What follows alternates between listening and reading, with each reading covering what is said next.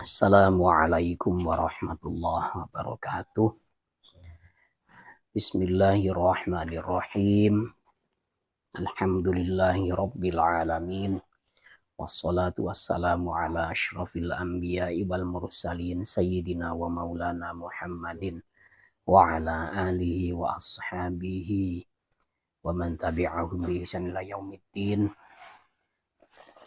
Amma ba'du, para pemirsa dimanapun Anda berada, malam ini kita melanjutkan pembahasan dari kitab hasil karya Hadratus Syekh Kiai Haji Hasyim Asy'ari, muassis Nahdlatul Ulama, tentang ciri-ciri orang itu mencintai Nabi Muhammad sallallahu alaihi wasallam. Langsung kita baca. Bismillahirrahmanirrahim. Wa min alamati hubbin nabiyyi sallallahu alaihi wasallam ma'a kathrati dzikrihi lahu sallallahu alaihi wasallam ta'zimuhu wa tawqiruhu 'inda dzikrihi wa izharul khusyu'i wa tawadhu'u inda sama'i ismihi. Termasuk tanda-tanda mencintai Nabi Muhammad sallallahu alaihi wasallam yang kemarin kan sering menyebut namanya, yang kemarin sering bercerita tentang Nabi. Karena alamat orang yang mencintai itu pasti sering menceritakan.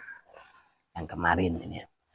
Nah, kondisi atau ahwal dalam menceritakan Nabi Muhammad SAW ini tidak boleh sembarangan.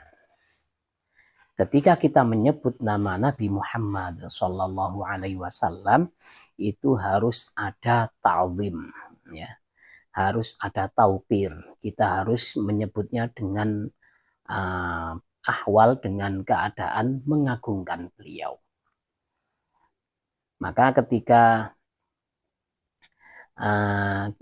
kita melafalkan atau mengucapkan syair-syair yang ada dalam Barzanji atau dalam Maulid Tiba, itu kan ada sebenarnya panggilan yang dilarang untuk ditujukan kepada Nabi Muhammad SAW. Dalam Al-Quran ada sebuah ayat, la taj'alu du'a ar-rasuli bainakum ka du'a'i ba'dikum ba'dha. Jangan sampai kita menjadikan panggilan untuk Nabi itu seperti panggilan kita kepada sesama.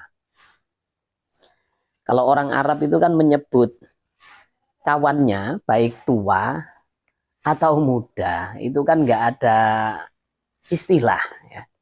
Langsung namanya. Misalkan ada orang bernama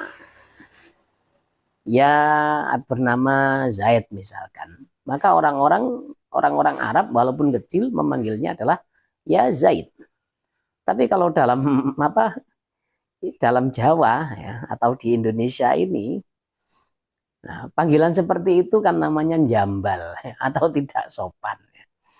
Nah, ketika menyebut nama Nabi Muhammad, ketika memanggil Nabi Muhammad SAW, tidak boleh langsung ya Muhammad, tidak boleh. Ya Muhammad tidak boleh, karena ini ada isy'ar ghairu ta'zim. Ada perasaan yang tidak mengagungkan Nabi. Jadi mengagungkan Nabi itu harus memanggil ya Rasulullah atau ya Nabi, ya Nabi Allah. Nah, jadi tidak boleh memanggil dengan namanya atau nama kunyahnya ya Abul Qasim, jangan. Ya. Kalau memanggil langsung pada orangnya. Kita memanggil ketika Nabi ada atau tidak ada, itu tidak boleh pakai ya Muhammad, tidak boleh. Harus ya Nabi atau ya Rasul. Allah sendiri dalam Al-Quran tidak pernah memanggil Nabi Muhammad Shallallahu Alaihi Wasallam dengan namanya. Tidak pernah. Satu ayat, satu kalimat pun tidak ada yang berbunyi ya Muhammad, tidak ada. Lah terus ada keiskalan. Ini pernah saya tanyakan kepada guru kami ya. Kalau di tiba itu kan ada pada waktu mahal qiyam ya. Ya Habibi ya Muhammad. Ya mungkin lagunya lagu yang lain ya. Ya Habibi ya Muhammad. Ini bagaimana ini? Sementara di Al-Quran tidak boleh. Jawabannya adalah karena yang ngarang tiba ini bukan orang sembarangan. Ya. Ternyata memanggil ya Muhammad itu boleh, tapi dengan dalam kondisi dalam kondisi ta'zim. Kalau di situ kondisinya tidak ta'zim kepada Nabi, maka tidak boleh. Soalnya ada salah satu hadis ya. Ada salah satu hadis yang diajarkan oleh Nabi sendiri kepada para sahabat ketika sahabat itu mau bertawassul ya, itu Nabi mengajarkan kata-kata ya Muhammad ya. Allahumma inni as'aluka wa atawajjahu ilaika binabiyika Muhammad sallallahu alaihi wasallam nabiyyir rahmah ya Muhammadu ya nabiyyir rahmah. Ada ya Muhammadu ya. Padahal kan dalam Al-Quran ya Muhammad itu tidak boleh. Jadi kalau makomnya makom ta'zim boleh. Dalam tawassul itu kan makom ta'zim. Tapi kalau makom harian misal memanggil Nabi betulan, ya Muhammad tidak boleh. Sama saja kita memanggil nama bapak kita dengan namanya tanpa ada embel-embel pak atau abah atau ayah itu tambah gitu ya. Jadi ketika Nabi itu disebut harus ada perasaan ta'zim, kemudian taukir. Nah, ta'zim dengan taukir ini sama. Kemudian juga memperlihatkan khusyuk dan tawadhu ya, ketika mendengarkan nama Nabi Muhammad Sallallahu Alaihi Wasallam ya. Jadi walaupun dalam cerita, walaupun kita mengisahkan meriwayatkan kehidupan beliau ya, ketika menyebut nama Nabi, jangan sampai sembarangan. Saya itu jadi iri ya, jadi iri dengan mu'alaf di Amerika, di luar negeri ya. Pernah ada video seorang perempuan ketika ditanya oleh YouTuber ya, orang perempuan Amerika memakai jilbab ya, memakai hijab. Nah, ketika itu ditanya, bagaimana perasaanmu bila engkau bertemu Nabi Muhammad Sallallahu Alaihi Wasallam sekarang? Perempuan itu menangis. Mendengarkan nama Nabi itu menangis. Ya mereka yang baru masuk Islam sudah merasakan betapa agungnya Nabi Muhammad Sallallahu Alaihi Wasallam. Kita yang sudah Islam dari lahir harusnya lebih dari itu. Nah, itu ya. Karena qala Syekhu Abu Ibrahim Ishaq At-Tajibi. Syekh Abu Ibrahim Ishaq At-Tajibi berkata ya, karena ashabun Nabi Sallallahu Alaihi Wasallam ba'dahu la yadhkurunahu illa khasha'u wa qasha'arrat juluduhum wa bakau. Wa kadza katsirun minat tabi'in minhum may yaf'aluhu mahabbatan lahu wa syauqan ilaihi wa minhum may yaf'aluhu mahabatan wa tauqiran. Nah, dulu keberadaan sahabat sallallahu alaihi wasallam, sahabat radhiyallahu anhum sepeninggal Rasulullah sallallahu alaihi wasallam setelah Nabi wafat, mereka ini tidak pernah menyebutkan nama dari Nabi kecuali dalam keadaan khusyuk. Kemudian bulu kuduk mereka itu berdiri ya. Terus kulit mereka itu menjadi mengkeret, berkerut karena bulu kuduk berdiri itu. Dan mereka semuanya menangis. Jadi sahabat itu mengenang masa-masa indah bersama Rasulullah Shallallahu Alaihi Wasallam. Begitu juga kebanyakan dari para tabi'in ya, atau murid-muridnya sahabat ketika menyebut nama Nabi Muhammad Shallallahu Alaihi Wasallam pasti menangis. Ya. Karena memang itu muncul dari rasa cinta dan kerinduan ingin bertemu dengan beliau. Dan sebagian mereka ada yang melakukan yang keadaannya seperti itu ketika mendengarkan nama Nabi dalam keadaan khusyuk.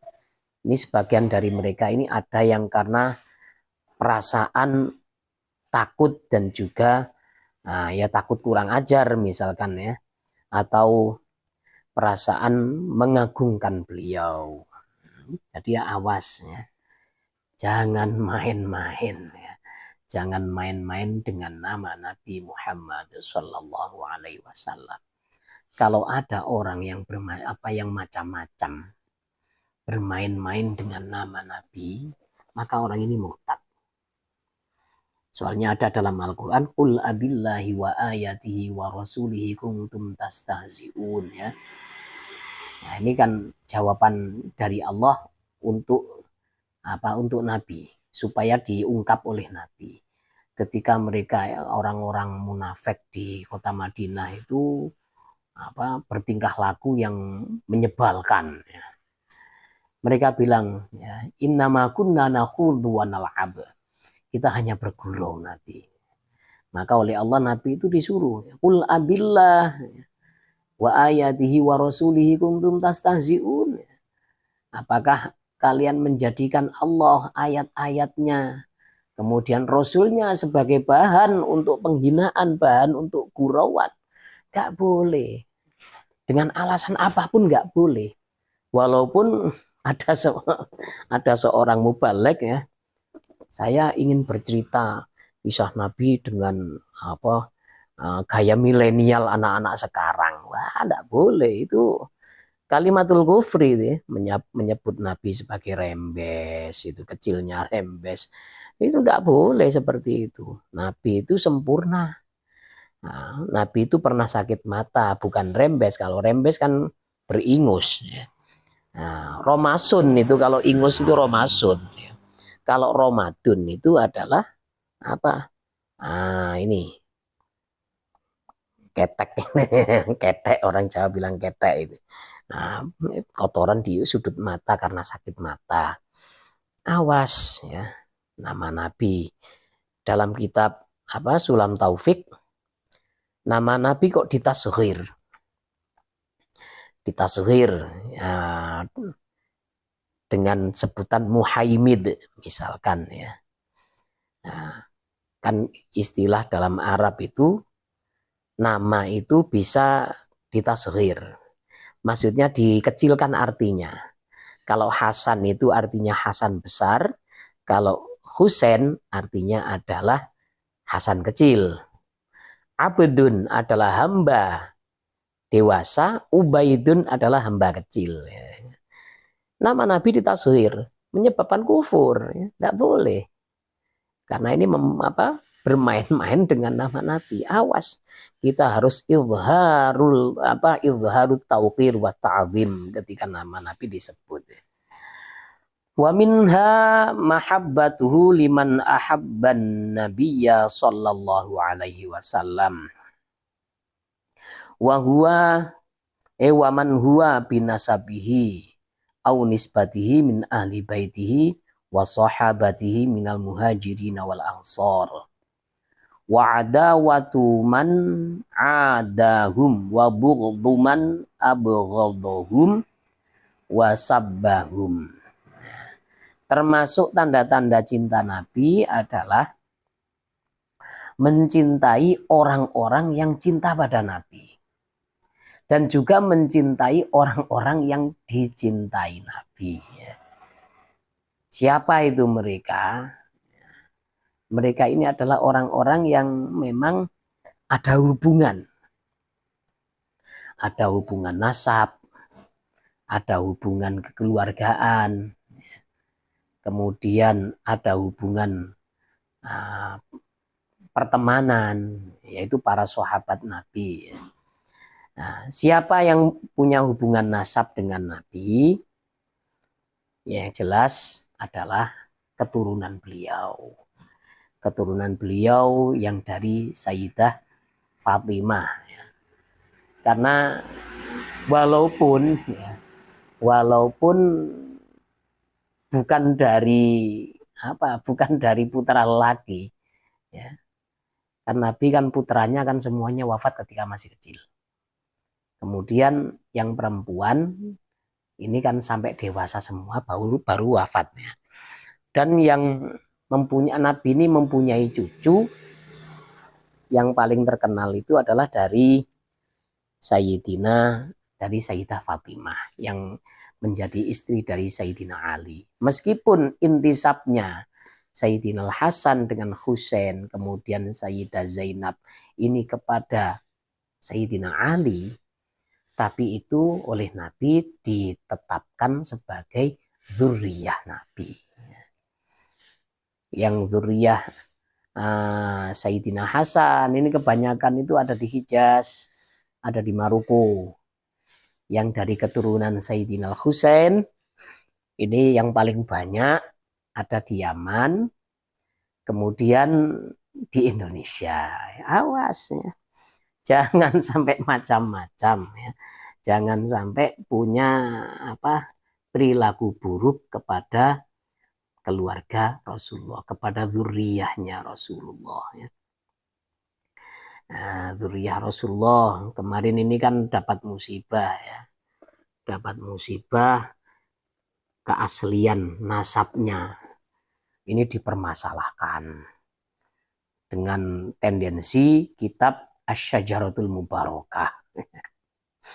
Kemudian yang dari keturunan Ali Ba'alawi ya, keturunan Said Ubaidillah, ini dikatakan Ubaidillah itu adalah tokoh yang fiktif atau para habaib dari klan Ba'alawi ini dinamakan dianggap bukan keturunan Nabi. Kita jangan mempermasalahkan itu.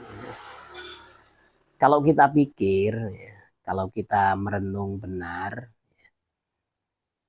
nah, keturunan Ba'alawi itu rata-rata banyak ya dari mereka itu yang menjadi para wali. Kemudian banyak yang menjadi para ulama. Contohnya yang ngarang kitab Sulam Taufik.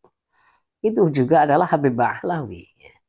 Kitab yang barokah yang mulai dulu dikarang sampai sekarang masih dibaca oleh orang. Bahkan kitab ini merupakan pagar akidah kitab ini.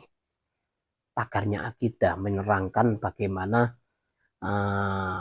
orang itu bisa kufur dalam segi iktikad atau keyakinannya, bisa kufur gara-gara perbuatannya dan dari perkataannya. Ini dari kitab Sulam Taufik. Kemudian ada lagi yang hijrah ke Indonesia menjadi wali besar, wali kutub. Siapa beliau? Yaitu yang ada di Kabupaten Jember ya. Habib Soleh Tanggul itu Ba'alawi. Jadi kalau ada orang-orang yang mencaci maki keturunan Ba'alawi, Habib-habib Ba'alawi, ini berarti orang-orang yang tidak berhati-hati. Kalau dari kalangan awam, maklum saja mereka ikut-ikutan. Tapi kalau dari kalangan santri, mereka ini nanti ilmunya tidak manfaat. Karena su'ul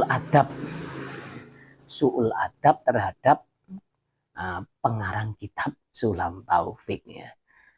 Nah, dalam kitab Fathul Mu'in kan diterangkan orang mendustakan nasab orang lain itu dosa besar, sama dengan qadzaf atau menuduh anak zina, menuduh berzina sama. Jadi berhak dihukum dengan 80 kali cambuk orang mendustakan ya. Lalu kita daripada ribut-ribut ngurusi nasab orang, ya kita ngurusi nasib sendiri saja. Andai ya, kalau saya sendiri ya, untung pada waktu itu ya saya punya kawan ya. Punya kawan itu getol ngomong masalah nasab. Ngomong masalah nasab, masalah Ba'alawi katanya apa? Robitoh Alawiyah itu katanya tidak akurat dalam penetapan nasab, katanya seperti itu.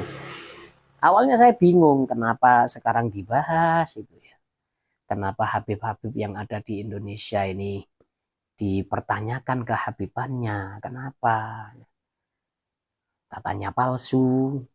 Terus bahkan mereka ini orang-orang yang mencela keluarga Ba'alawi, mulutnya busuk.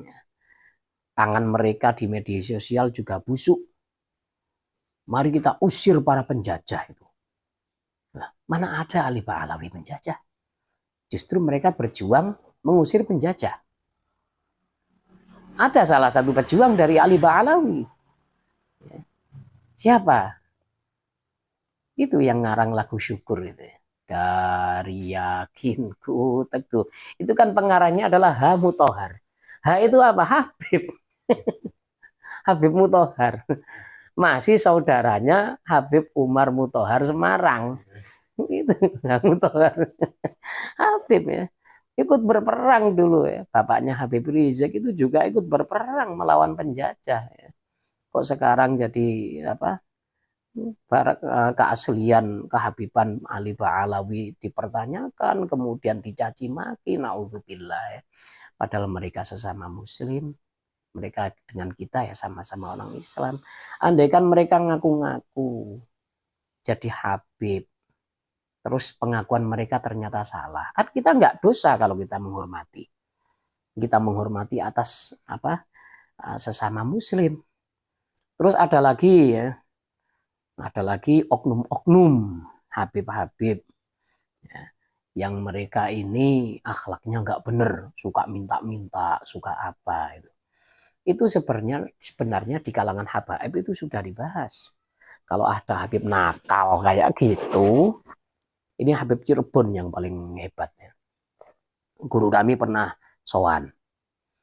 Kalau ada habib nakal, Ustadz, laporkan ke saya. Nanti biar saya sidang, saya tempeleng. Kenapa? Itu bukan akhlak Rasulullah minta-minta. Rasulullah itu memberi, bukan minta-minta. Kok jadi ngemis-ngemis? Memang ada dulu ya, saya adik ipar saya itu kan mondok di Rejoso itu ya, punyanya Habib siapa Abdurrahman Bahlega itu di situ. Ada habib nakal memang itu, datang pinjam kalau sudah pinjam nggak pernah kembali. Akhirnya dijauhi sama santri-santri.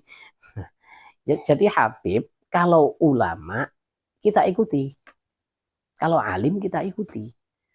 Nah kalau nakal kita tetap cinta, kita tetap mahabbah, tapi jangan diikuti. Kalau mengikuti salah. Jadi mahabbah itu untuk ahli baiti Rasulillah ya. Tapi kalau mutaba'ah mengikuti ya para ulama ya, ulamaul akhirah ya, ulamaul khair ya. Itu yang kita ikuti gitu ya. Jadi kalau ada habib misalkan ya bacaan Qur'annya nggak benar ya jangan ditiru. Tidak semua habib itu bisa ngaji. Dulu saya ya pernah pada waktu saya pergi ke Sarang ya, mau ada undangan dari yai saya mantu ya. Rombongan kita itu mampir di sebuah masjid di sebuah kota. Ketika itu diumumkan bahwa yang ngimami adalah beliau Habib titik-titik ya, Habib Fulan bin Fulan. Dalam hati saya mantap ini. Yang jadi khotib dan imam adalah Habib. Saya lihat masih muda ya. Memang khutbahnya enak. Mantap khutbahnya, tapi begitu ngimami, aduh Fatihahnya salbut. Nah, akhirnya apa? Ya akhirnya saya mufarokoh. Kayak mufarokoh kan nggak sah, Jumatan wajib berjamaah. Akhirnya saya i'adah karena bacaannya nggak benar. Jadi walaupun Habib tidak menjamin bacaan Qur'annya itu benar. Jadi ya untuk para Habib-Habib ini harus giat belajar ya. Jangan sampai Habib nggak mau ngaji. Itu malu-maluin datuknya. Yang punya sanad Quran ya, justru bukan Habib. Nah, Habib itu harusnya lebih wajib ya, karena juga yang punya yang punya mbah ya, harusnya punya sanatnya juga. Dan sanat Al-Quran itu memang dimiliki oleh penghafal Quran. Nah, itu ya. Saya punya kenalan Habib yang bacaannya bagus. Dari Yaman Habibnya. Memang belajar memang ya. Belajar Al-Quran dengan benar, tajwidnya benar. Kemudian beliau hafidz Quran juga. Sering datang ke Indonesia. Nah, bahkan punya istri di Banyuwangi beliau ini. Itu saya lihat bacaannya bagus, tajwidnya bagus. Ya. Tapi yang di Pasuruan kemarin itu yang saya, aduh, masa ya bacaan iyyaka na'budu itu tajwidnya hilang. Kemudian tidak ada bedanya antara mat far'i dengan mat tabi'i. Mat far'inya pendek, mat tabi'inya kadang-kadang panjang. Ya, ini memang salah beliau, nggak belajar tajwid. Seharusnya punya sanad. Sanad itu bukan dari bapak-bapaknya, bukan. Sanad itu dari syuyuh. Syuyuh dari orang-orang yang benar-benar mahir. Kalau di Indonesia itu rata-rata mengikuti Imam Asim. Jadi walaupun Habib itu bukan ulama, tapi tetap kita mahabbah. Dan mereka itu tingkatannya lebih tinggi. Karena apa? Dalam sholat mereka pasti didoakan. Didoakan oleh seluruh umat Islam ya. Kama Allah barik ala Sayyidina Muhammad wa ala ali Sayyidina Muhammad. Seluruh umat Islam yang sholat itu pasti mendoakan keluarga Nabi. Nah kita, kalau kita jadi orang soleh ya dapat salam dari Nabi. Kalau nggak soleh, masih solehnya separuh-separuh, sulaih, atau bahkan naudzubillah tolih, ya, maka nggak dapat salam. Ya. Nggak dapat salam dari Nabi. Ya. Kan assalamu alaina wa ala ibadillahi sholihin itu kan dari Nabi itu. Nabi itu menginginkan Allah memberi salam kepada umatnya yang soleh-soleh. Umatnya Nabi yang soleh-soleh kayak gitu ya. Jadi kalau ada Habib yang nakal, kita harus tetap mahabbah. Bahkan ketika ada Habib melakukan tindak kriminal, ya, jadi begal, ya jangan sampai kita benci, jangan sampai. Ini pernah salah satu kiai, guru-guru kami, cerita ya. Ada orang dibegal ya di tengah jalan. Yang begal itu Habib, tapi dia enggak tahu. Akhirnya berkelahi, nggak ada yang menang, nggak ada yang kalah, draw. Setelah pulang malamnya itu mimpi didatangi Rasulullah. Tadi yang begal itu anak saya, maafkan ya. Kaget bangun langsung langsung didatangi itu Habibnya. Mohon maaf Habib, tadi saya berkelahi dengan antum ya. Kalau saya tahu antum ini Habib, waduh, saya serahkan aja barang saya. Akhirnya nangis Habib itu. Kenapa? Sampai kok malah begini ya? Tadi malam saya ditegur Rasulullah. Akhirnya tobat Habibnya. Jadi Habib ini sudah diberi garansi oleh Allah ya. Innama yuridullahu liyudhiba ankumur rijsa ahlal baiti wa yutahhirakum tathira ya. Seluruh Habib-Habib yang benar-benar keturunan Rasulullah ini batinnya, hatinya disucikan dari kotoran-kotoran syirik, ya. Disucikan dari akidah-akidah yang tidak benar. Jadi mereka ini insya Allah ya dipastikan husnul khotimah semuanya. Itu kalau para habaib. Kemudian kita tidak boleh kita harus mencintai ya, maaf ya. Kita harus mencintai murid-muridnya Nabi Muhammad Sallallahu Alaihi Wasallam. Ya. murid-murid yang dari Mekah atau sahabat Muhajirin, murid-murid yang dari Ansor, ya, dari Madinah atau sahabat Ansor ini. Kita harus cinta semuanya. Jangan sampai mencela para sahabat. Ini ada ya. Ada hadis ya. Ada hadis yang keras tentang orang-orang yang mencaci maki para sahabat, itu ada nanti ya. Nah, ini soalnya sahabat itu adalah murid Nabi. Murid Nabi itu pasti murid yang terbaik. Karena nabinya nabi terbaik. Allah mempersiapkan orang-orang terbaik untuk mengawal beliau. Gitu ya. Jangankan murid Nabi. Murid wali saja sudah oke. Muridnya Yai Hashim. Yai Hashim ini Masya Allah ya. Punya muridnya itu keramat semuanya. Di Lumajang ini ada muridnya Yai Hashim. Siapa saja mereka ini ya. Ya, di kampung sebelah ini ya, di Kelurahan Tompo Kersan sini atau di Pulau Sari itu ada muridnya Yai Hashim. Al-Maghfurlah ya, Yai Basuni, muridnya Yai Hashim. Anu nih, mati setengah jam berarti. Ada pengikutnya ya ini ya, kelompok Syiah itu ya. Pengikutnya ini ada di daerah Kelakah. Itu mencaci maki para sahabat. Kawan kami itu kan ada yang baca buku. Baca buku, bukunya ada hadisnya. Di situ ada Abu Hurairah. Dicaci maki. Apa?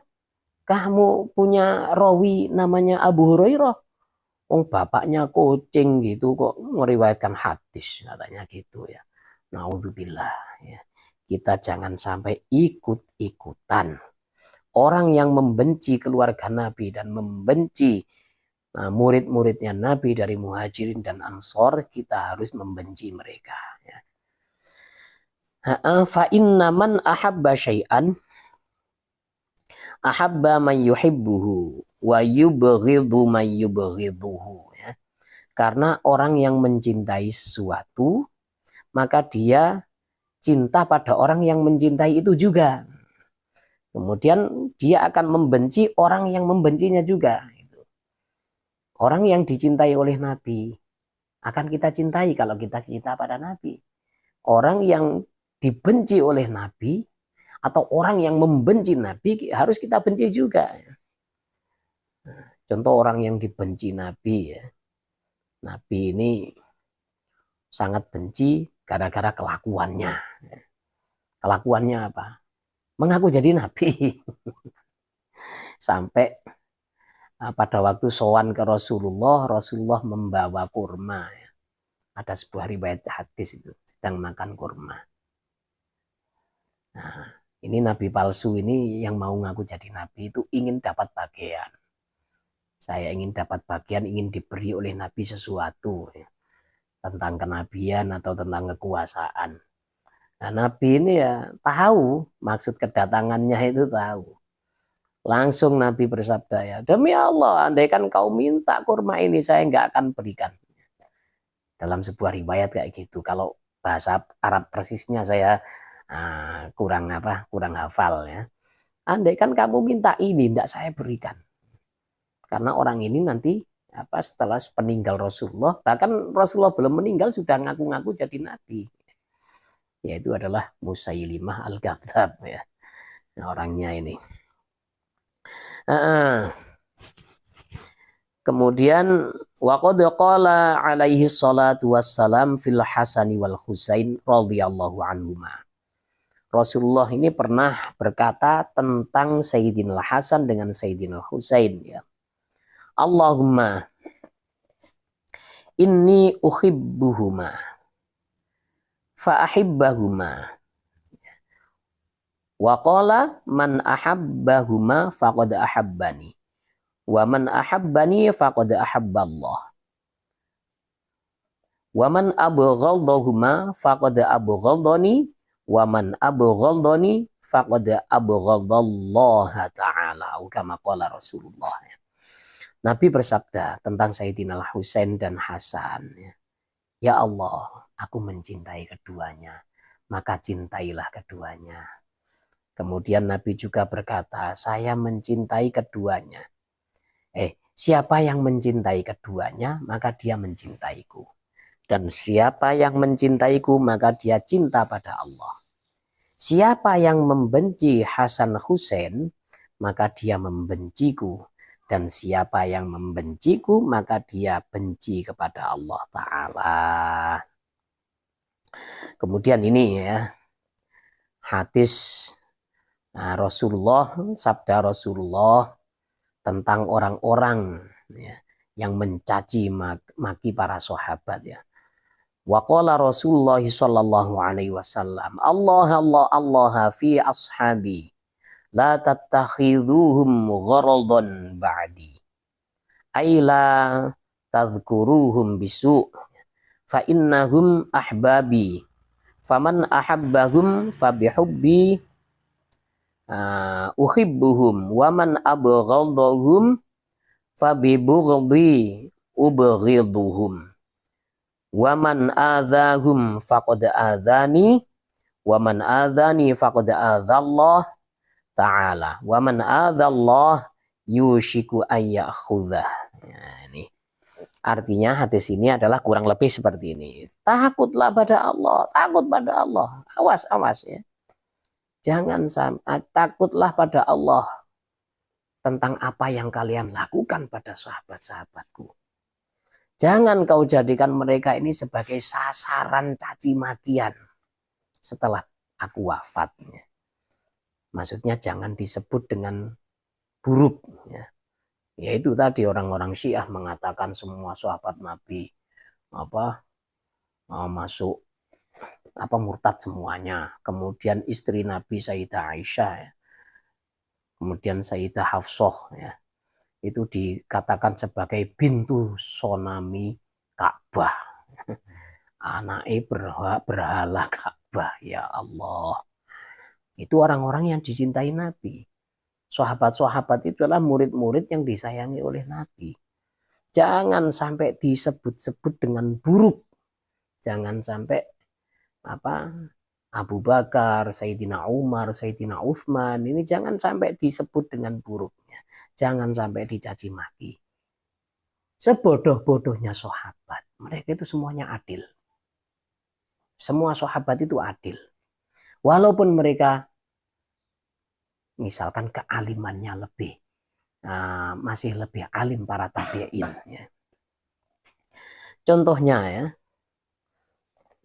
ini cerita saya dapatkan dari guru kami. Sayyidina siapa itu? Sayyidina Muawiyah ibni Abi Sufyan. Ya. Sayyidina Muawiyah ini kan iparnya Rasulullah. Abu Sufyan itu kan mertuanya Rasulullah. Nah, dari istri Maimunah, ya, Sayyidah Maimunah. Sayyidina Muawiyah ini kan punya pertarungan politik. Pertarungan beliau memberontak terhadap kekhilafahan Sayyidina Ali. Sayyidina Ali berpegang teguh siapa yang memberontak maka harus diperangi.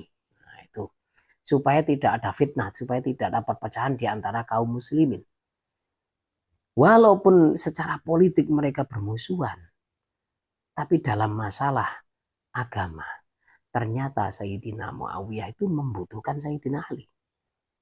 Pernah suatu ketika Sayyidina Muawiyah ini mengirimkan surat, tanya tentang hukum. Tertawa Sayyidina Ali, musuhku, siapa sekarang yang lebih mulia? Ternyata musuhku butuh saya. Terus juga pada waktu itu ada seorang wanita. Wanita ini menginginkan supaya dia ini dilamar, dinikahi oleh Sayyidina Muawiyah. Nah, sementara Sayyidina Muawiyah pada waktu itu tidak kepikiran menikah. Maka perempuan ini dibilangi sama Sayyidina Muawiyah. Maaf ya Mbak ya, kalau orang Jawa bilang ya, maaf ya Nona, saya sekarang tidak memikirkan pernikahan. Kenapa Muawiyah? Kok nggak mikir nikah? Bukankah sudah waktunya kamu menikah? Saya siap jadi istri. karena saya sedang ada konflik politik. Konflik politik dengan siapa? Ya dengan putranya Sayyidina Ali. Sepeninggal Sayyidina Ali, kekhilafahan kan dipegang oleh Sayyidina Hasan. Nah, maka pada waktu itu perempuan ini langsung datang kepada Sayyidina Hasan. Perempuan ini datang minta dinikahi Sayyidina Hasan. Setelah dinikahi ternyata wanita ini punya niatan buruk. Sayyidina Hasan diracun, wafat akhirnya. Setelah Sayyidina Hasan wafat, datang ke Muawiyah. Muawiyah, Hasan sudah saya bunuh. Loh, kok bisa? Saya racun. Sekarang nikahilah aku. Apa kata Sayyidina Muawiyah? Tidak bisa saya menikahi kamu. Kenapa? Bukankah aku sudah berkorban? Kamu dengan cucu Nabi saja tega, apalagi dengan saya. Ini keadilan para sahabat ya. Jadi meskipun ada perseteruan antara dua sahabat atau ada pertengkaran sahabat, kita dilarang ikut-ikutan ya. Dikarenakan sahabat itu adalah orang-orang tua kita dalam agama. Mereka ini adalah gurunya guru-guru kita. Kita itu disebut ahli sunnah wal jamaah. Pertama, kalau kita mengamalkan sunnah, ya, kita mengamalkan cara hidup Nabi, cara ibadah Nabi. Kemudian wal jamaah, cara mengikuti sunnah Nabi itu memakai caranya para sahabat itu. Jadi barang siapa yang punya guru, yang gurunya ini kalau punya sanad kepada para sahabat, maka ini guru yang benar. Ya.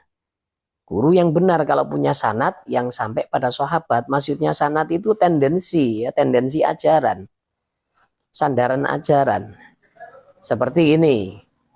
Saya punya guru di Sarang Rembang. Guru saya ini berguru ke Mekah. Sebelum ke Mekah ke Yai Hasyim Asy'ari dulu, kemudian ke Mekah. Di Mekah berguru pada Sayyid Abbas. Kemudian Sayyid Abbas berguru pada ini sampai pada Imam Malik, sampai pada Imam Syafi'i, dan sampai pada para sahabat. Nah, maka ini benar-benar warathatul anbiya, ya. Pewaris para nabi, ahli-ahli ilmu seperti ini. Jadi nggak potong kompas. Ilmunya itu memang diturunkan turun-temurun dari guru ini ke sini, ke ini, ke ini, sampai kepada guru-guru kami. Itu punya sanad sahabat. Ya. Ya, jadi kalau ada orang potong kompas, nggak pakai guru, kemudian buka Quran hadis sendiri, lalu modal terjemahan atau modal kamus, kemudian memaham. Nah, sementara pemahaman dia tidak cocok dengan pemahaman para sahabat, maka ini yang disebut sebagai ahli bid'ah. Nah, kenapa? Ya karena yang paham dengan apa yang dikatakan oleh Rasulullah itu adalah para sahabat. Lah kita yang baru mengenal bahasa Arab sedikit aja, ya jangan macam-macam lah ya. Jangan merasa wah gitu ya. Para sahabat ini menguasai sastra ya, menguasai fasahah Arab ya. Jadi paham apa yang disabdakan oleh Rasulullah ya. Dan itu ajarannya diturunkan turun-temurun mulai dari tabi'in sampai tabi'in sampai para ulama-ulama ahli ahlul madhab semuanya itu punya sanad kepada para sahabat. Jadi nggak boleh kita punya punya ilmu kok potong kompas langsung belajar Quran hadis. Tidak boleh itu. Ujung-ujungnya nanti ekstrim. Apa-apa bid'ah ya. Nggak paham. Jadi ini tidak tergolong ahli sunnah wal jamaah ya. Ini. Terus juga fa'innahum ahbabi, karena sahabat-sahabat itu adalah kekasih-kekasih saya ya. Faman ahabbahum fabihubbi uhibbuhum. Ya, siapa yang mencintai para sahabat, maka dengan cintaku aku mencintainya. Siapa yang membenci para sahabat, maka dengan kebencianku, aku membenci mereka. Siapa yang menyakiti para sahabat, maka menyakiti Rasulullah. Dan siapa yang menyakiti Rasulullah, maka membuat marah Allah ini, menyakiti Allah. Siapa yang membuat marah Allah, maka awas. Nanti kena siksaan Allah Subhanahu wa Ta'ala. Ini kalau orang macam-macam ya. Jadi jangan sampai model-model ya.